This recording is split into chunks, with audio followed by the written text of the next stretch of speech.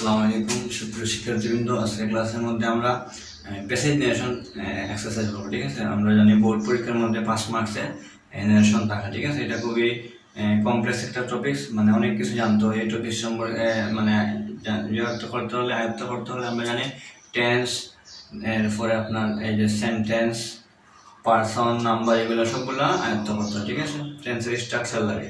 যাই হোক, তো আমরা আজকে একটা প্যাসেজ নেশন এক্সারসাইজ করবো। তো সবাই ক্লাসটা মনোযোগ দিয়ে দেখো। আর যারা এখনো আমাদের চ্যানেলের মধ্যে নতুন বা আমাদের ফেসবুকে ফলোয়ার এখনো দেন নাই, ফলো হন নাই, ঠিক আছে, তারা ফলো বাটনে ক্লিক করেন যাতে করে সহজেই ক্লাসের ভিডিওগুলো পরবর্তীতে পেতে পারেন। ঠিক আছে, তো আমরা কথা না বলে মেইন টপিক্সের মধ্যে চলে যাই। ঠিক আছে, দেখো প্রথমে আমি একটা এক্সাম্পল আসছি, এরকম বোর্ড পরীক্ষায় থাকে। প্রথমে কি লিখলাম, দা টিচার সেড টু দা বয়। একটা কথা মনে রাখবো, প্রেজেন্টেশন শুরু করার আগে প্রথমে সম্পূর্ণ প্যাসেজটা পড়তে হইব, পড়ার পরে আস্তে আস্তে বুঝে বুঝে আনসার করতে হইব। ঠিক আছে, দেখো আমি বুঝে বুঝে তোমাকে বলি। The teacher said to the boy, শিক্ষক বালকটিকে বললেন, do you know that honesty is the best policy. তুমি কি জানো যে সততাই সর্বোৎকৃষ্ট পন্থা। তাহলে এইটা দেখো ইন্টারোগেটিভ চিহ্ন দেওয়া আছে, তাহলে এটা বুঝলাম কি এটা প্রশ্নবোধক বাক্য বা ইন্টারোগেটিভ সেন্টেন্স। তারপরে দেখো বালকটি উত্তর দিতে যা বলেছে, বালকটি বললো ইয়েস স্যার, হ্যাঁ স্যার, আই থিঙ্ক সো, আমি সেটা ভাবি বা আমি সেটা জানি। ঠিক আছে, তারপরে শিক্ষক বলছেন যে then learn to be, sorry learn এখানে দুইবার লেখছি, সমস্যা নাই, একটা লার্ন মুছে ফেললাম। Then learn to be honest from your boyhood. তারপরে কি করো, সততা অর্জন করো তোমার শৈশব থেকেই, সততা শিক্ষা করো বা অর্জন করো। ঠিক আছে, সেট দ্য টিচার, শিক্ষক বললেন। তারপরে বালকটি বললো থ্যাংক ইউ স্যার। তারপরে শিক্ষক বললেন may Allah grant you a long life, Allah তোমাকে দীর্ঘজীবী করুন। ঠিক আছে, তখন এইটা কিন্তু আবার অবজেক্টিভ সেন্টেন্স, কারণ এখানে আমাদের প্রার্থনা বোঝানো হয়েছে। ঠিক আছে, তারপর তাহলে আমরা এখন শুরু করতে পারি। তাহলে প্রথমে কি হয়েছে, প্রথম শিক্ষক, এটা যেহেতু ইন্টারোগেটিভ সেন্টেন্স, আমরা জানি ইন্টারোগেটিভ সেন্টেন্স যদি থাকে সেটির উপর বলতে কি বসে, আস্ক বসে। The teacher asked the boy, এখন কমার পরিবর্তে আমরা জানি কি বসে, ইফ বসে। তবে ডব্লিউএস কোশ্চেন যদি থাকে তাহলে ইফ বসে না। ঠিক আছে, the teacher asked the boy if he, যেহেতু ছেলে এখন সাবজেক্ট হিসেবে কি বসে if he, এখন এটা আছে কি প্রেজেন্ট ইনডিফিনিট, যাইব কই পাস্ট ইনডিফিনিট। যদি প্রেজেন্ট ইনডিফিনিট থাকে তাহলে পাস্ট ইনডিফিনিট যাইব, তাহলে subject plus Müller past form, তারপরে দ্যাট। আর এখানের মধ্যে অনেস্টি দ্য বেস্ট পলিসি, এটা হচ্ছে একটা আমাদের চিরন্তন সত্য বাক্য। যদি চিরন্তন সত্য বাক্য থাকে তাহলে এখানের মধ্যে কোনো চেঞ্জিং হইতো না। ঠিক আছে, যেমন আছে তেমন রাখবো। Honesty is the best policy, যেমন আছে তেমন, honesty is the best policy. তারপর দেখো the boy said yes sir, I think so. যদি মানে আনসারটা ইয়েস হয় তাহলে আমরা জানি কি রিপ্লাই ইন দা অ্যাফার্মেটিভ লেখা। আর যদি স্যার কথাটা লেখা থাকে তাহলে রেসপেক্টফুলি কথাটা লাগাইমু।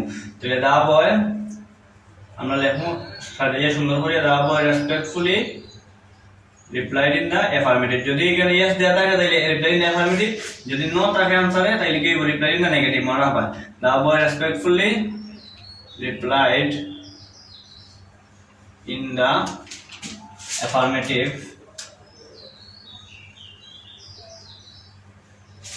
and এখন I think so এখানে and told এর লিখতে পারি, যেহেতু আমরা এখানের মধ্যে তোমার assertive sentence আছে। assertive sentence আমরা জানি যে told বসে, সেটির পরিবর্তে এই আমরা told বসে। told that he, এটা প্রেজেন্ট ইনডিফিনিট আছে, যে পাস্ট ইনডিফিনিট, he think থেকে হয়ে যাব কি thought হয়ে যাব, মূলবায় পাস্ট ফর্ম প্লাস মানে যে লাস্ট হলো অবজেক্ট। তারপরে টিচার শিক্ষক বললেন কি then learn to be honest from your boyhood. তারপরে এটা শিক্ষক তাকে কি করছেন, উপদেশ দিয়েছেন। দেন দ্য টিচার, যেহেতু উপদেশ এটা কিন্তু ইম্পারেটিভ সেন্টেন্স, যার কারণে সেইটির পরিবর্তে আমরা কি লিখবো, অ্যাডভাইস দেবো। উপদেশ বুঝাইলে আমরা জানি কি বসে অ্যাডভাইস, অনুরোধ বুঝাইলে রিকোয়েস্টেড, আর নিষেধ বুঝাইলে ফরবিড, আদেশ বুঝাইলে অর্ডার বা কমান্ডেড আসতে পারে। ঠিক আছে, যেহেতু এখানে উপদেশ বুঝিয়েছে যার কারণে আমরা কি লিখলাম, then the teacher advice to the boy, তারপরে এখানে মূল ভার্ব আছে লার্ন, যেমন আছে তেমন। তারপরে যদি ইম্পারেটিভ আছে মূল ভার্বের প্রেজেন্ট ফর্ম থাকে, যেটা না আমরা রাখবো learn to be honest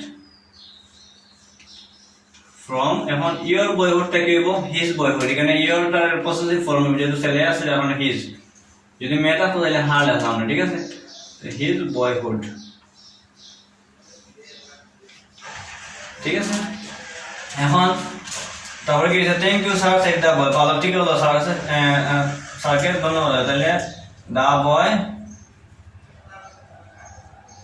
the boy respectfully যেহেতু স্যার কথা লাগাইছে সে এখন গেলাম দা বয় রেসপেক্টফুলি থ্যাংক হিম শিক্ষককে সে কি বললো ধন্যবাদ জানালো থ্যাংক দা টিচার লিখতে পারো দা টিচার লিখে দিলাম ঠিক আছে তারপরে তো কি হয়েছে may Allah grant you a long life Allah তোমাকে কি করেন দীর্ঘজীবী করেন তাহলে এই শিক্ষক বলতে কি করলেন মানে দোয়া দিলেন বা আশীর্বাদ বা প্রার্থনা যদি আশীর্বাদ প্রার্থনা বোঝাই তাহলে আমরা এটা জানি কি অপ্রেফেন্স আশীর্বাদ যদি বোঝায় তাহলে আমরা সেটের পরিবর্তে কি লিখবো প্রেইড লিখবো ঠিক আছে দা টিচার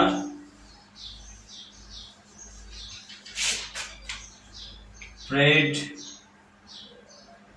the boy তারপরে সাবজেক্ট এখানে আছে কি আল্লাহ মে তাহলে কি যে might Allah might grant you a long life শেষ আল্লাহ তোমাকে দীর্ঘজীবী করুন ঠিক আছে যদি আমরা জানি যদি সেন্টেন্সের মধ্যে ইচ্ছা প্রকাশ করে বোঝায় ইম্পারেটিভ সেন্টেন্স তাহলে সেইটার পরিবর্তে তোমার উইশ বসে ঠিক আছে এটা মনে রাখবা সবাই আমরা নেক্সট ক্লাসের মধ্যে আরো एग्जांपल এরকম চর্চা করব ঠিক আছে সবাই ভালো থাকো সুস্থ থাকো আর আমাদের চ্যানেলটি যারা এখনো সাবস্ক্রাইব করেন নাই তারা সাবস্ক্রাইব করে নেবেন আসসালামু আলাইকুম